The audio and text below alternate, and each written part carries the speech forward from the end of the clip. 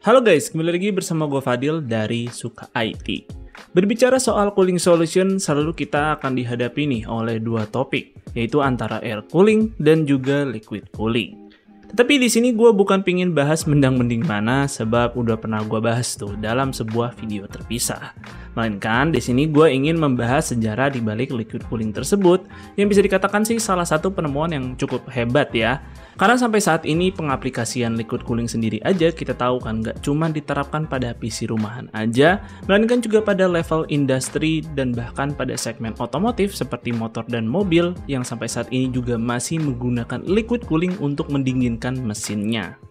Dan dari sinilah sejarah liquid cooling dimulai, yang dibenarkan melalui penemuan mesin mobil internal combustion yang diciptakan oleh Wilhelm Maybach pada tahun 1890. Salah satu mesin yang digunakan pada mobil Mercedes-Benz pada kala itu, yang juga berdampak nih pada perkembangan industri otomotif. Fast forward baru nih, pada tahun 1960-an, segmen komputer mulai menggunakan liquid cooling, namun pada masa itu baru diterapkan pada sebuah data center milik IBM, yaitu sistem 360, yang sebetulnya komputer ini juga menggunakan konsep hybrid cooling, yaitu campuran antara air dan liquid cooling. Lalu kapan nih liquid cooling ini merambah ke PC rumahan? Sebelum menjawab hal ini, kita mungkin pelajari dulu kenapa solusi liquid cooling menjadi pilihan yang efektif. Ya sebab komponen di dalamnya yaitu air memiliki kemampuan menyerap panas lebih besar dibandingkan metal. Ya coba aja deh kalian siang-siang berenang ke kolam atau di pantai gitu. Ya walau cuacanya lagi panas terik, nyemplung ke kolam tetap terasa adem dan sejuk gitu kan. Ya kira-kira begitulah analoginya. Walau gue menyebutkan air, bukan berarti isinya itu pada liquid cooling tuh benar-benar air secara mentah ya. Melainkan ada beberapa persen campuran liquid non-conductive, sebab kalau pakai air secara mentah-mentah ya bisa-bisa chip CPU kalian itu korosi. Sebab sifat air itu kan korosif terhadap metal, yang mana ini juga bahan yang digunakan pada radiatornya. Oke nih, lanjut ke sejarah. Yang selanjutnya kita akan bahas kapan masuknya liquid cooling pada PC rumahan. Tepatnya sih pada tahun 90-an sudah mulai ada PC rumahan yang mulai menggunakan solusi liquid cooling. Hanya saja pada masa itu masih dibuat sendiri oleh para PC enthusiast. Ya kayak custom water loop gitulah, belum ada AIO liquid cooling. Tapi itu benar-benar dibuat sendiri bahan-bahannya. Jadi nggak bisa kebayang pada masa itu internet juga masih seumur jagung, effort yang mereka lakukan tuh kayak apa. Nggak mungkin tuh nonton tutor YouTube atau TikTok pada masa itu kan. Nah, baru deh pada tahun 2000-an mulai ada produsen-produsen AIO liquid cooling. Walau sih saat itu konsepnya belum betul-betul AIO liquid cooling yang tinggal plug and play kayak zaman sekarang, melainkan kita tuh masih perlu rakit dulu komponen-komponennya dan juga masukin coolant-nya sendiri ke reservoir. Dan lambat laun tuh industri mulai memperkenalkan liquid cooling yang lebih simpel hingga akhirnya pada tahun 2004 Apple pernah mengeluarkan Mac mereka yang memiliki liquid cooling di dalamnya. Sehingga bisa dibilang ini adalah PC langsung jadi pertama yang memiliki liquid cooling. And the rest is history, karena mulai dari sini konsep liquid cooling mulai semakin terjangkau dan mudah diterapkan pada PC rumahan. Sampai akhirnya kita ada di titik ini, di mana liquid cooling bukanlah menjadi barang mewah dan ribet pemasangannya. Seperti di sini ada NYK Nemesis Polar Ice Flow Gen 1, sebuah AIO liquid cooling 120 mm terbaru dari NYK, dan menariknya hanya dijual seharga 510.000 aja. Bisa gue bilang sih ini mungkin salah satu AIO liquid cooling termurah yang bisa kalian temukan di pasaran.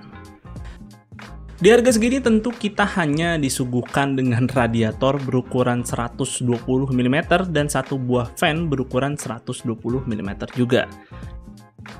Namun bisa gue bilang walau harganya murah, tapi buildnya nggak kerasa murahan.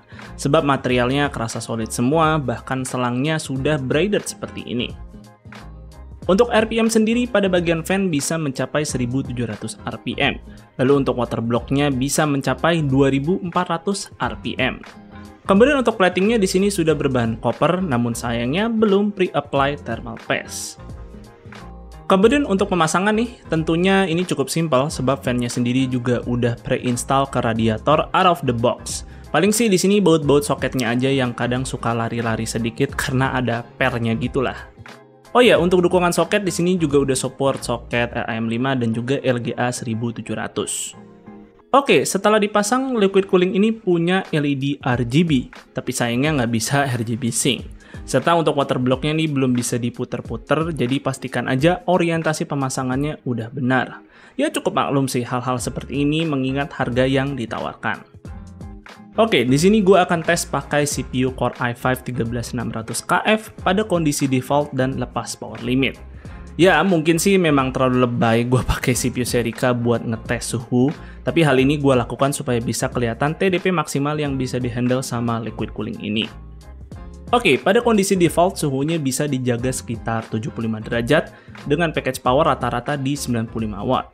Performanya sih ya cukup basic dan kayaknya juga masih mirip-mirip sama CPU cooler single tower 120 mm.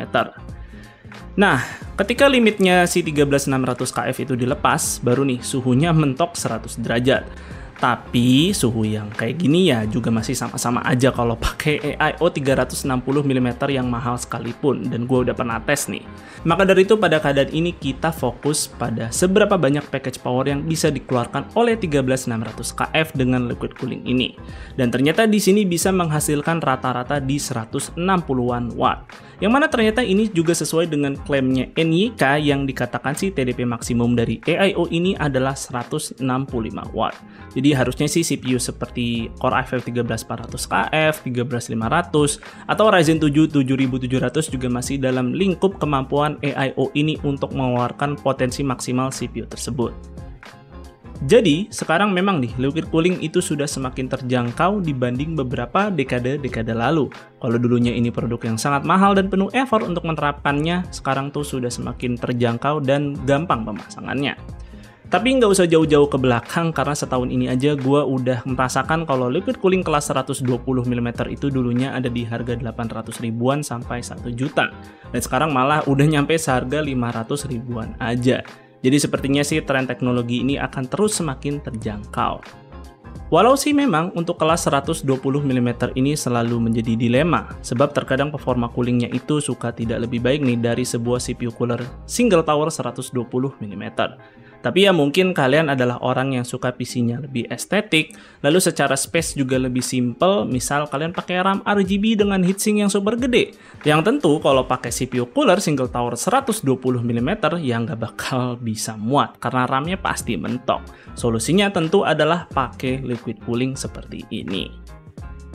Oke nih, mungkin segitu aja sih untuk videonya kali ini, dan kalian mungkin bisa share nih liquid cooling pertama apa yang pernah kalian pakai pada PC rakitan kalian.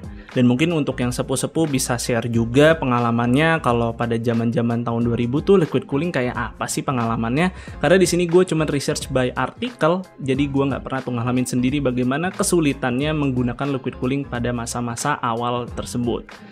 Oke, mungkin segitu aja sih untuk videonya. Semoga video ini bermanfaat buat kalian. Jika kalian berkenan, like dan share video ini, dan jangan lupa subscribe channel Suka IT jika kalian nggak mau ketinggalan kontennya. Dan jangan lupa juga follow Suka IT di Instagram dengan nama @suka_it. Gue Fadil dari Suka IT pamit undur diri. See you on the next video.